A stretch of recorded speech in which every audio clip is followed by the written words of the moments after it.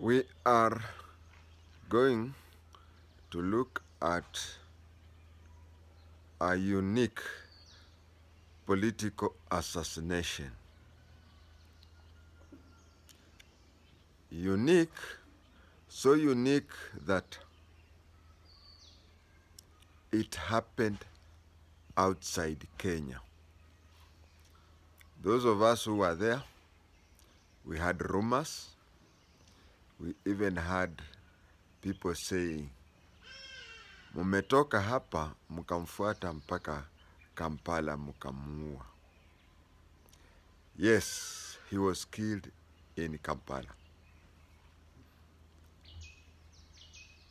Yes, it was political assassination because politics played a part of it. Politics of the untouchables. Politics of a person who is behind the throne. Politics of a person who can do anything that he or she wishes to do just because the president will cover him. For those of you who were not there then, it's the politics of a total man. Total man in Kenya, he could do anything, and as Wajakoya can tell you, if he's frank enough, that Moi went to the extremes to cover Biwott. And every generation has its own Biwott. Although the Biwott of today will not be the Biwott of those days, but then this is another Biwott, this is another total man of another generation. Welcome. The picture you see here is of Kung'u Karumba. If you look at the picture of Kung'u Karumba closely, and you look at the picture of Jomo Kenyatta, especially pre-independent Jomo Kenyatta, you know, when you become the president, you undergo various, if you so wish, you undergo various changes. You can even undergo plastic surgery, but during Kenyatta's time, we did not have plastic surgery. Allow me to veer off the topic a bit. If you look at the dental formula of Jomo Kenyatta before Kenya became independent, and if you look at the dental formula of Jomo Kenyatta after he became the president, is different. So he did some changes there. Let us assume that. Now back to Kung'u Karumba. Kung'u Karumba was from Murang'a. He was among the Kapenguria 6. And so when Kenya gained independence, he contested for a seat in Murang'a and was even made an assistant minister. But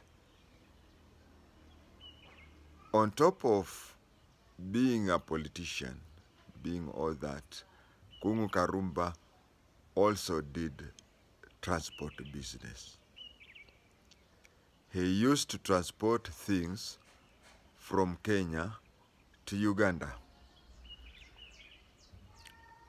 Among his customers was one Mrs. Malamu.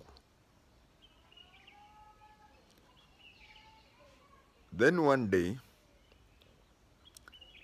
he went to Uganda. Those days we did not have bank transactions or such a thing. Those are the days when somebody would carry a suitcase full of money. So he used to go to Kampala with his lorries, sell things, come back with suitcases full of money, buy other things, do that. On this occasion, he went to Kampala Mrs. Maliamungu, and I'll tell you who Maliamungu is. Her husband was Lieutenant Colonel Isaac Maliamungu. But I'll tell you about the husband later. Now, Mrs. Maliamungu took the things. It was the duty of Mrs. Maliamungu to give him money, a lot of it, manoti. She was delaying. Can you come back tomorrow? Can you come back tomorrow? Can you come back tomorrow? We have some type of people, even today, he or she has no intention of giving you money, or he or she is not capable of paying you. Just say, kuja kesho, postponing the money, thinking that with the time maybe something will come up, or better still, you'll get tired and go away. That was the intention of Mrs. Maliamungu. Kung'u Karumba waited, and you see, those were not the days of akina M-Pesa, at you go, kabla hata ufike mpakani, simu yako itapiga confirmed. Those are the days, if you are not given money there and then you can go and buy other things with other money as you pursue that. But for a reason, Maliamungu wanted them to leave Kampala with that money. So after going 2 to 3 days, or a few days, because I don't know how many days they were, he got annoyed with Mrs. Maliamungu. He turned to her and told her, look at me properly, niangalie vizuri. Do you see, don't you know that you're talking to Jomo Kenyatta's brother? And if you look at the picture of him, he resembles Jomo Kenyatta, especially before Jomo Kenyatta became the president. If you look at Kung'u Karumba's pictures, and if you look at Jomo Kenyatta's picture, especially 1952, while he was when he was heading to detention or jail, they really resemble. If it were politics of today, they would say, Rigiji mamake alikuwa anafanya Sagana State Lodge, o sijui Lake Nyanjui, o sijui mtoto ya Kasavuli, sijui. But those days, there was nothing like that, but they really resembled each other. Even if you find a close relative of either and tell them, they'll say, huyu relative yetu anafanana na yule mwingine. So, when Kung'u Karumba looked at that woman in the face and said, look here, mekata kunipatia pesa yangu, naenda kuambia mzee Jomo Kenyatta, mzee Jomo Kenyatta ataongea na Rais Idi Amin, Field Marshal Idi Amin Dada, Conqueror of the British Empire. Alafu na yeye ataongea na bwana yako na vitu kama hiyo. Umesikia? Hehehe. Anasema umekanyaga life wire na umeongelesha wale hawaongeleshwagu. That is when Mrs. Maliamungu called in people from us. There is something that was called State Research Bureau. She called them. They killed Kung'u Karumba. What did they do his body? They went to a bridge over Nile River, a place where crocodiles are. And Kung'u Karumba was eaten.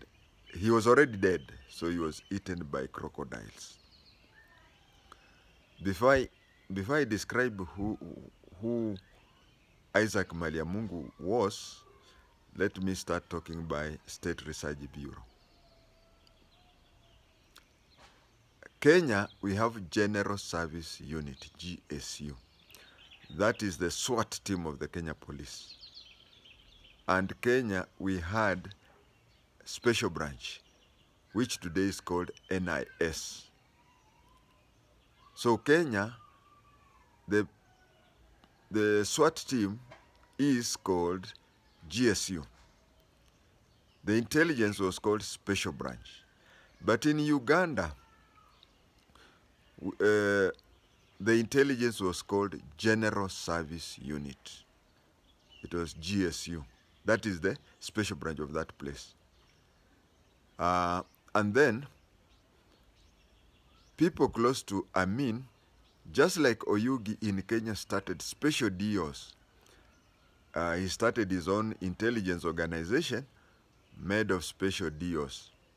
That way also, Ugandans also brought in a new arm of, in addition as we had special DOs doing intelligence, they also had in addition another unit which they called State Research Bureau. It is this State Research Bureau that killed Kung'u Karumba. Now, the final segment, we are going to talk about Lieutenant Colonel Isaac Maliamungu. At the time when Mrs. Maliamungu was killing Kung'u Karumba, Isaac Maliamungu was a lieutenant colonel, third largest rank in the army. Is it the fourth? Because the army commander was a major general. Deputy army commander was a brigadier. And then there was a full colonel. And then he was a lieutenant colonel. So you can see how near he was to the top. But he was very powerful. There is, among the people who wrote books about Uganda during a meantime, there is somebody who wrote a book, and my neck-top computer cannot recall his name, but the book was called State of Blood. He was a minister in Amin's time, and he ran away when he feared for his life. When Amin was overthrowing Obote, this person who wrote the book called State of Blood, you know, he called the book State of Blood because Uganda, it was just a state full of blood. People were being killed left and right, and nothing was happening to the killers. So this author of the book State of Blood, the brother, when Amin was overthrowing Obote, the brother was the managing director in one of the industries there in Kampala.